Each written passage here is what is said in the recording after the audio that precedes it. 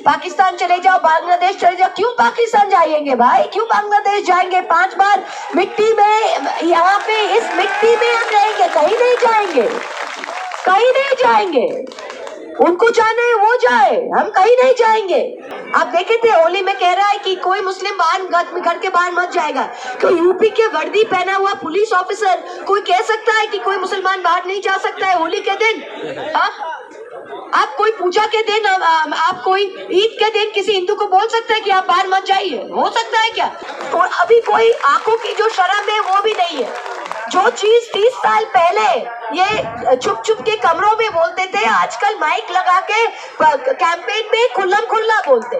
देश के जितने मुसलमान हैं वो तो समझ गए, और देश में जो नॉन मुसलमान हैं, सब नॉन मुसलमान ये नहीं चाहते कि मुसलमान को कुचल के रहे। नॉन मुसलमान के ये ज्यादातर लोग ये चाहते हैं कि हम एक हार्मोनियस सेक्युलर देश में रहे, और उन लोग में भी ये अभी जो सेंस है वो आ गया है कि ये बिल सिर्फ मुस्लिम्स को डिसएनफ्रेंचाइज करने के लिए है। जो वक्फ प्रॉपर्टीज है ये मुस्लिम्स को उनके कम्युनिटीज के थ्रू में, उनके प्रेयर्स के, उनके मस्जिद्स, उनके एरियाज, उनके halls Muslims have given for the community, and this is something, this is sacred and law and has to be protected. इस बिल क्या कर रहा है? The main thing is, इस bill is drawing a line कि आज से, जब से ये बिल अमेंडमेंट पास हो जाएगा, अब से कोई वक्फ प्रॉपर्टी नहीं रहेगा। हर वक्फ प्रॉपर्टी को नई तरह से फिर जाके कोई भी डीएम, कोई भी डीसी उसको कुछ बना सकता है। तो ये जमीन, मुसलमानों को जमीन हड़पने का एक प्लॉय के अलावा और कुछ नहीं है। ये साफ सुथरा कहना चाहिए, ये साफ चतरा बोलना चाहिए। और एक चीज जो है, इन लोग कह रहे हैं कि वक्फ बोर्ड में वो नॉन मुस्लिम्स ले रहे। हम आपको पूछते हैं, हम सेक्युलर कंट्री के हैं, हम सेक्युलर कंट्री के हैं, सेक्युलरिज्म में विश्वास करते हैं, पर इस देश में आप जाइए ना, राम जन्मभूमि बोर्ड में बोलिएगा 2 मुसलमान डालेंगे, डाल सकते हैं। आज हमारा जो हिंदू का, बंगाल में जो हमारा कालीघाट का हिंदू का बोर्ड है, हम डालेंगे मुसलमान उसमें? नहीं डालेंगे। शिरोमणि गुरुद्वारा प्रबंधक कमेटी SPGC, वहाँ पे आप बोलिएगा मुसलमान डालने, मुसलमान डाल सकते हैं, आप मानेगा? तो फिर इसमें, इस वक्फ बोर्ड में क्यों नॉन मुस्लिम्स जाएगा? I don't understand this. Her point में मुसलमान, जो हमारे देश के 200 करोड़ से भी ज्यादा आबादी है, इंडोनेशिया से सबसे ज्यादा मुसलमान इंडोनेशिया के बाद भारत में है, और बातों में ये मुस्लिम्स को डिसएनफ्रेंचाइज करना, मुस्लिम्स को ये फीलिंग देना कि आपका देश नहीं है। पाकिस्तान चले जाओ, बांग्लादेश चले जाओ। क्यों पाकिस्तान जाएंगे भाई, क्यों बांग्लादेश जाएंगे? 5 बार मिट्टी में, यहाँ पे इस मिट्टी में हम रहेंगे, कहीं नहीं जाएंगे, कहीं नहीं जाएंगे। उनको जाना है वो जाए, हम कहीं नहीं जाएंगे।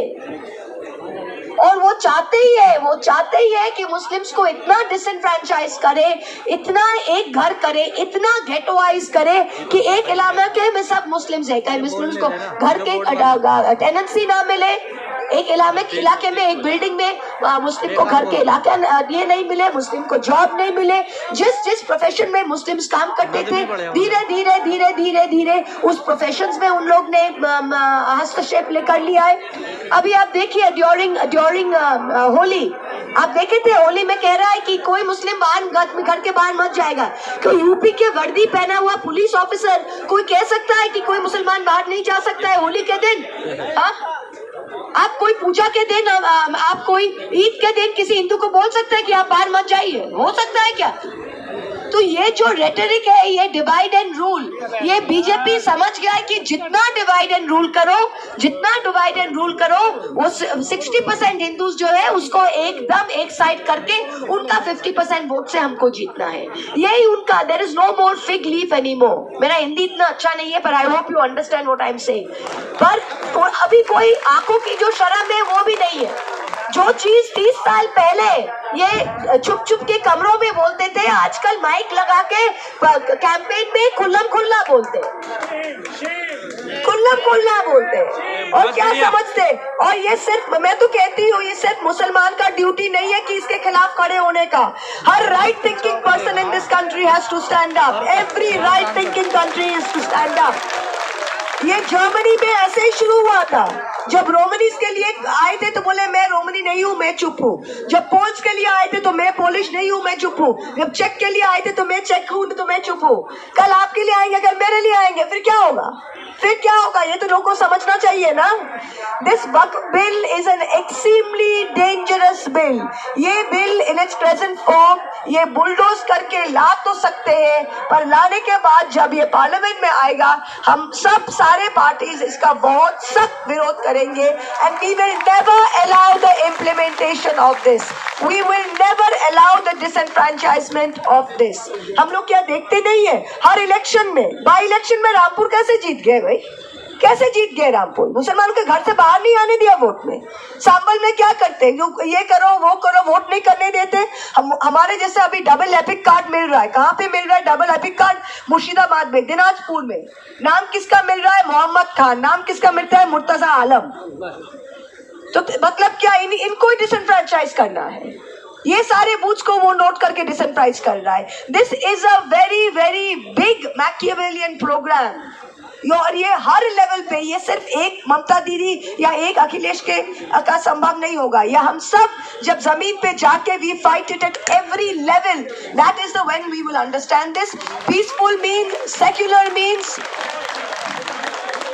we are proud to be host to the India is proud to be host to the second largest Muslim population in the world after Indonesia. It is our sacred duty and our duty of our constitution to protect the rights and privileges. हम हैं आपके साथ, we are all there with you. ये जो bill है ये कम जब भी आएगा ये हम we will try our utmost not to let this pass. पता है वो पहले दिन से ये वक्फ बिल, ये वक्फ अमेंडमेंट के खिलाफ हमारे सारे ताकत लेके इस बिल को हम अपोज कर रहे हैं। जो हमारे सिलेक्ट कमेटी में गया है वहाँ पे हमारे जो नदीमुल हक और कल्याण बैनर्जी जो हमारे तरफ से रिप्रेजेंट कर रहे हैं, उन्होंने बहुत हार्ड लाइन लेके बहुत टफ टॉकिंग करके इनकी अपोजिशन किया है। और हमारे पहले नासिर भाई भी कह रहा था, नासिर भाई के वर्ड्स में मैं फिर से दोहराती हूँ कि ये जब ये आप सब समझ गए। अयोध्या की महान जनता ने पूरे देश को संदेश दिया है कि इस देश में सांप्रदायिकता नहीं चलेगी, इस देश में आपसदारी और भाईचारा चलेगा। और मुझे चौवन फैजाबाद जो अयोध्या की सीट है जिस पर भारतीय जनता पार्टी को बड़ा घमंड था, सारे घमंड को तोड़ दिया है। लेकिन आज अफसोस के साथ कहना पड़ रहा है कि मोदी जी की जो सरकार है इस देश में अमन चैन को तोड़ना चाहती है, संविधान को तोड़ना चाहती है।